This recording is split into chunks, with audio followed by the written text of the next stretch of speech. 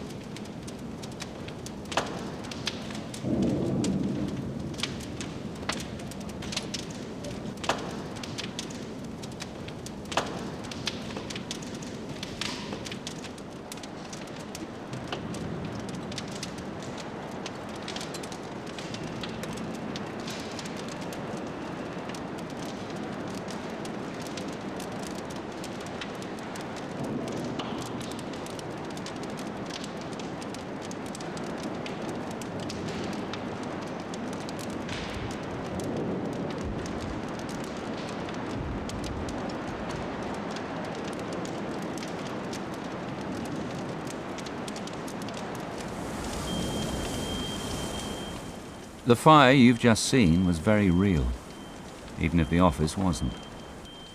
It involved materials which are typical of many offices. No special effects were used, and you saw everything in real time.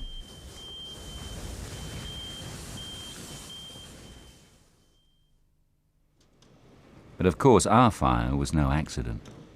It was set up and ignited purposely, then filmed by experts for your benefit. What benefit? Well, normally at this point, we might be obliged to give a rather needless warning, such as, "Don't try this in your office," and it sometimes gets a laugh. But by changing just one word, it becomes a serious message. By looking at why fires like this happen, it's possible to give advice on how you can prevent them. Our office fire had to start somehow. It was arranged so that an igniter, mimicking the heat from an overloaded electrical socket, caused a plastic bin and paper to catch fire. But other sources can't be ruled out. Damaged wiring, faulty appliances, a discarded burning cigarette, or even arson. So, our first piece of advice is easy, and it's about prevention. Don't use appliances with faults or damaged wiring. Don't overload sockets. Don't leave anything switched on unless you need it, and be careful with cigarettes, matches, and waste paper.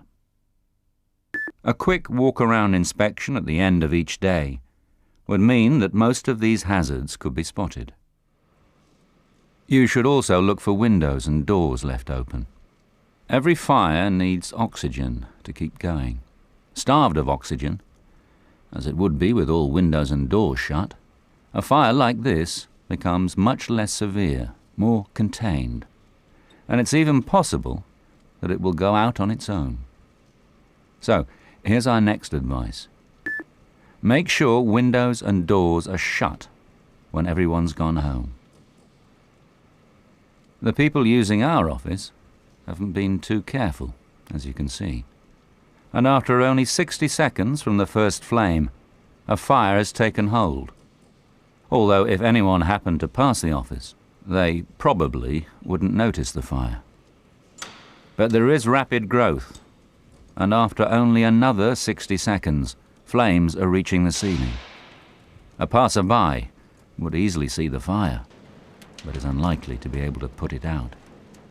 It's around this time that a fire or smoke detector would trigger. And this brings us to our next piece of advice. Make sure your office has detectors installed that not only have an alarm, but which are part of an automated system which calls the fire brigade. You can see by the speed and intensity of the fire how important early firefighting is, especially when you realize what's happening above our office. Flames have penetrated the ceiling tiles into the void above, where there may be other materials which could transmit the fire. The risk to other parts of the building, perhaps housing other businesses, is obvious. The potential for damage and loss, huge. It's still only 3 to 4 minutes since our fire started, and the severity of heat being generated can be seen by the smouldering and then spontaneous combustion of objects in the room. Watch the desktop. Flashover follows quickly. As flashover consumes everything in the room, it's appropriate to give our final piece of advice. And it's simply to remind you of good computer practice.